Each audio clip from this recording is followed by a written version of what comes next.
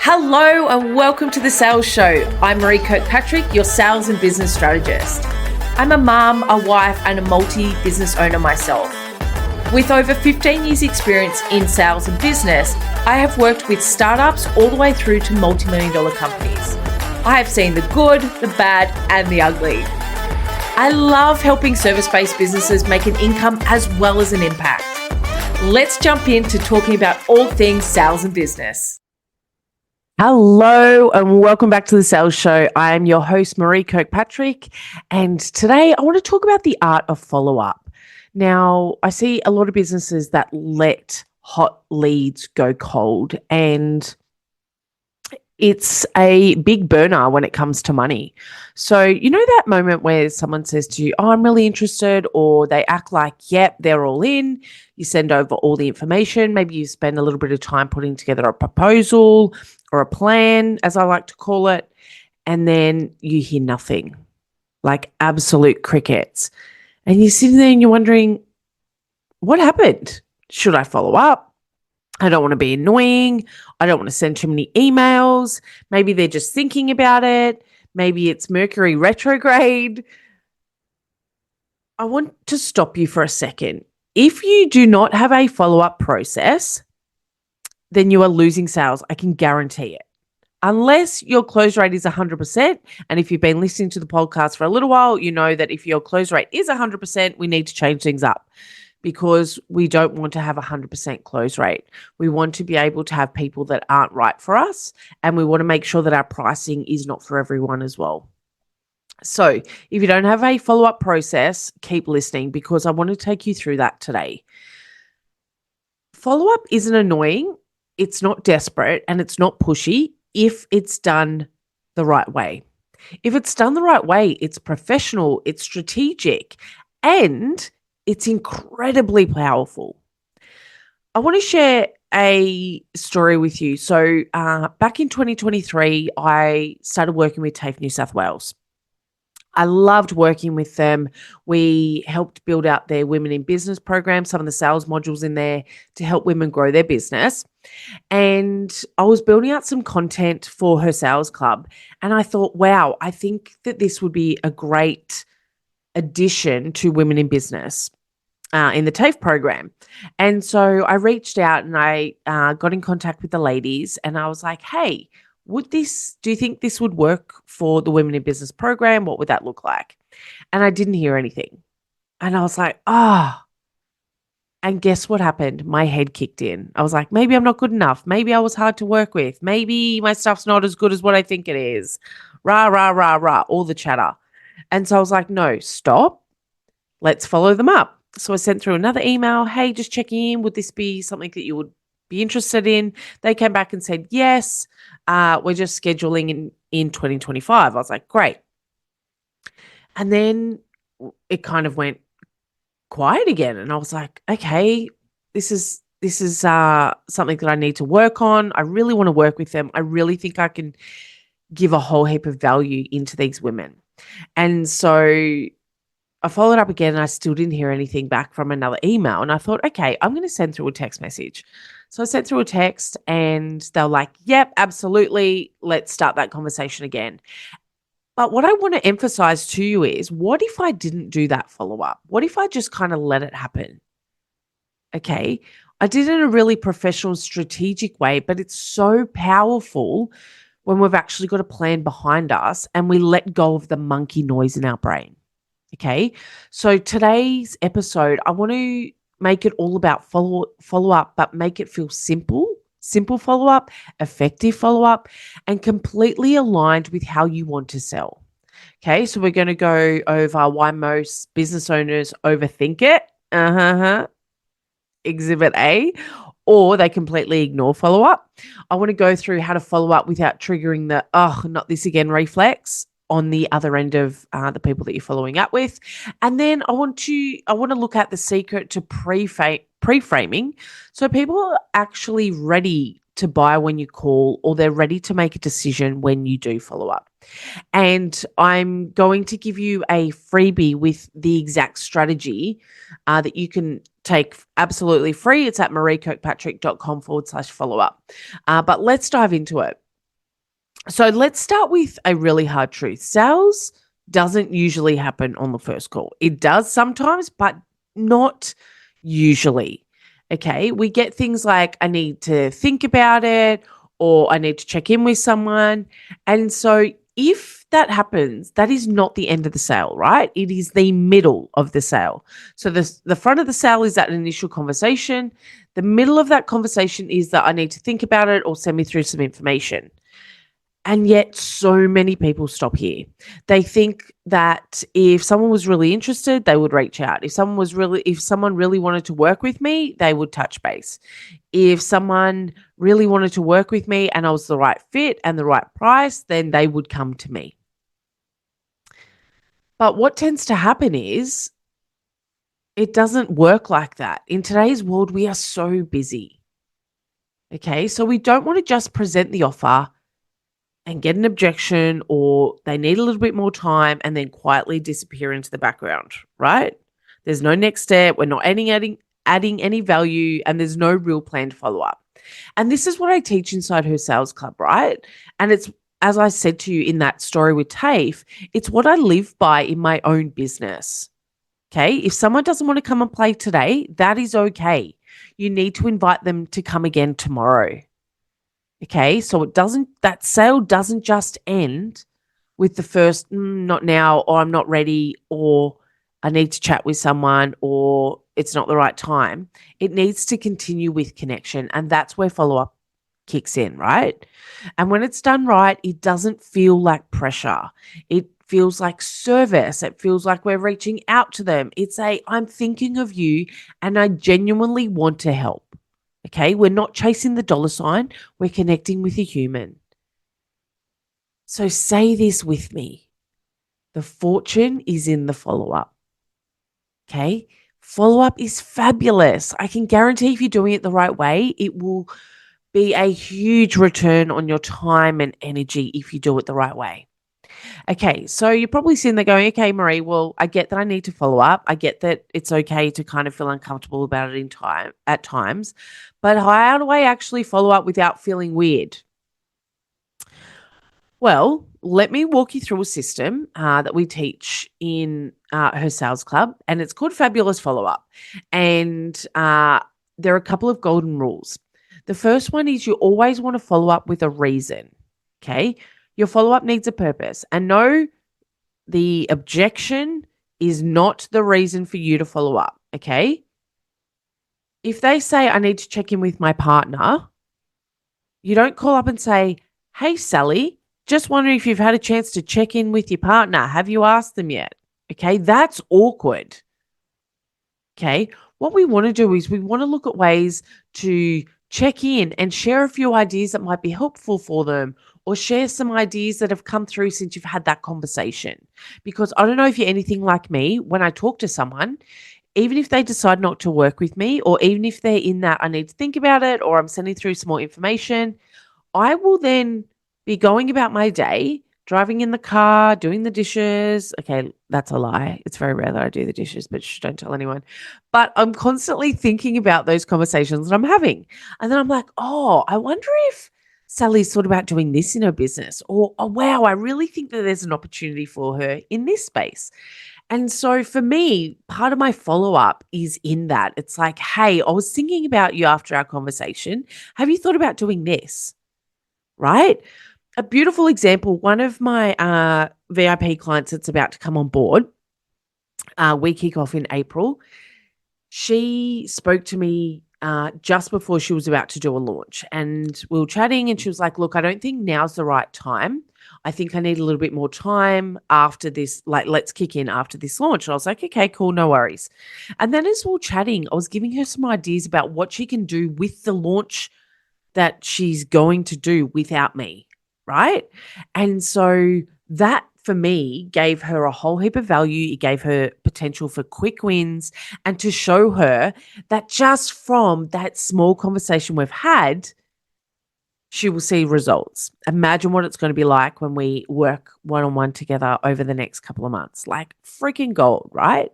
So that golden rule number 1, have a reason for following up. Rule number 2 is pre-frame the follow-up in that first conversation. Now, this one's gold. Set it up before time so it's not like out of the blue when you're following people up. So something along the lines of, you'll probably think of a few questions after our chat. Do you want to organize a time to have a quick follow-up to see if you've got any questions to go through? Or I may have some extra ideas for you that I like to think about after our conversation. Would you mind if I give you a quick call and maybe share them with you? Right? It's not awkward. There's no chasing people down, and they're expecting me to follow up, right? If someone says to you, "Oh, can I come back to you with a few really great ideas for your business?" You're not going to avoid that email or that phone call, right? You're going to want to see what their ideas are. So, number 2, pre-frame the follow-up in that first conversation. And let me add in there as well, if you are the sort of person that can cut off really easily from business and be like, okay, cool, business is done, close the door, conversation over until tomorrow, fantastic. But what I want you to do then is to have a few value add strategies that you can use in your follow-up process. Okay, so these may be some resources. These may be some things that you can mention in the conversation. It may be about the frameworks that you use. Like, have a strategy around that value adding in your follow-up process. Okay, step number 3, if possible, set a time and date to follow people up. So be specific, pop it in the calendar. So, Sally, while we're having this conversation, and I want to make sure that I don't catch you at a bad time, what's the best time and day to give you a call back to share my ideas or any other thoughts or answer any questions you've got? Right? Wednesdays, 10 a.m. Great. So, just to confirm, Wednesday, 10 a.m., I'll just shoot you through a quick calendar invite so I remember and you remember. How does that sound? Yep, great, fantastic. Okay, it makes it natural, and it's also going back to rule number 2 where they're expecting that follow-up. Okay, and then rule number 4 for those golden rules is fill the gap with value. And as I said before, if you don't already have ideas percolating for that business, send through some resources, send through some tools or frameworks that you've got that you can share with them, right? Don't just sit in silence until the follow-up. Stay in their world. Send them a tip, a resource, even a client success story, maybe that relates to their industry or someone similar to where they're at in their business journey. You can also share what you're working on behind the scenes and how that may benefit from them, or even just a thank you or like, I loved our conversation, a quick personal note or a video. Any of these sort of things really enhance your follow-up. So you want to keep the conversation going. You want to keep showing up. You want to keep them warm and engaged. So if this is blowing your mind and you're like, where has this been all my life? Why is follow-up so easy when Maree talks about it? As I said, go and grab that free follow-up framework. mareekirkpatrick.com/follow-up. It's all there for you, and it's absolutely free. It'll give you a step-by-step guide plus some messaging prompts that you can use so that you're never stuck in that follow-up stage. Okay. And I also want you to consider and to be really clear that I want you to have a follow-up system. It's not just an afterthought, right? When I talk to my beautiful VIP clients and even in her sales club, we talk about follow-up. A lot of the time it's like when I have time or when things are quiet or when I'm needing more money or cash flow into the business. Okay. This is where most people go wrong. They treat follow-up like a when I remember task rather than a priority task. Okay. Just like you have content plans and launch plans and sales processes and strategies, you need a follow-up plan and strategy. So to systemize it, you want to have a regular time in your calendar to follow up. And here's a tip. Don't make it a Friday afternoon. Okay. I don't know what it is. And if anyone's listening to this in the real estate industry, I get calls constantly on Friday afternoons. I will look at my phone, it'll be a mobile number, and they'll be like, "Hi, Maree, it's such and such from such and such real estate." And I think, oh, God, here we go. Follow-up Fridays. Like on Friday afternoons, are people switched on to their business, or are they kind of winding down for the weekend? If in some cases, Friday afternoons may work really well. But if you're dealing with busy people, business owners, or any other professions that are winding down on a Friday, I would highly suggest change your follow-up day from a Friday afternoon. Okay, there, I said it. Some people may be frustrated with that or may disagree with me. That's my experience. Okay, so set a regular time in your calendar to follow up. This needs to be a recurring task within your business.